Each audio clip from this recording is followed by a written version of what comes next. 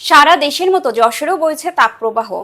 যশোর বিমানবন্দর আবহাওয়া অফিসের দেওয়া তথ্য মতে গত ৩ দিনে যশোরের তাপমাত্রা ৩৪ ডিগ্রি থেকে ৪০.২ ডিগ্রি পর্যন্ত রেকর্ড করা হয়েছে। আজ শুক্রবার যশোরের তাপমাত্রা রেকর্ড করা হয় ৪০.৬ ডিগ্রি সেলসিয়াস।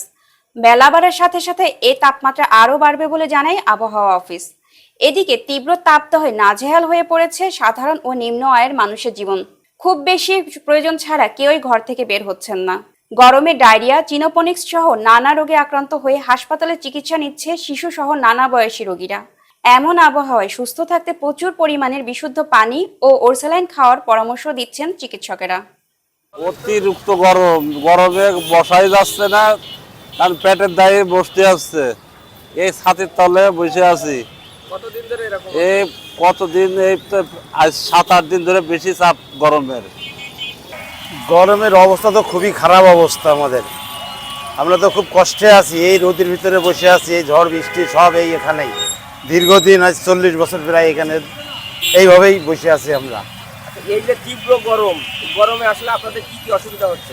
আমাদের অসুবিধা এই ছায়া নেই, সমস্যা এই, তারপরে ইনকাম নাই, খাওয়াটা আমাদের সমস্যা হয়ে যাচ্ছে এখন। জি ধন্যবাদ। আসলে বিগত এই প্রায় 5-7 দিন যাবৎ প্রচণ্ড গরম, শুধু গরম না মানে দাবদাহ চলছে, এবং এই বিশেষ করে বাচ্চা এবং বয়স্ক যারা, তাদের তো জীবন মানে খুবই দুর্বিষহ। যেমন আমার বাসায় আমার বাচ্চাটা জ্বর ঠান্ডা মানে এই ওয়েদার আপ ডাউন করতেছে, এবং যখন আমরা বাইরে থাকি বাতাস না থাকলে মনে হয় অনেক কষ্ট, আবার বাসায় গেলে ফ্যান চললে এসি চললে একটু ভালো লাগে, কিন্তু যখন বিদ্যুৎ থাকে না তখন তো মানে সেই মরণ জ্বালা উঠে যায়। খুবই খারাপ অবস্থা। এবং যারা পেশাজীবী আছেন এবং মুঠে মজুর যারা আছেন, এরা তো এই গরমে প্রচণ্ড তাপদাহে বেরোতেই পারতেছে না।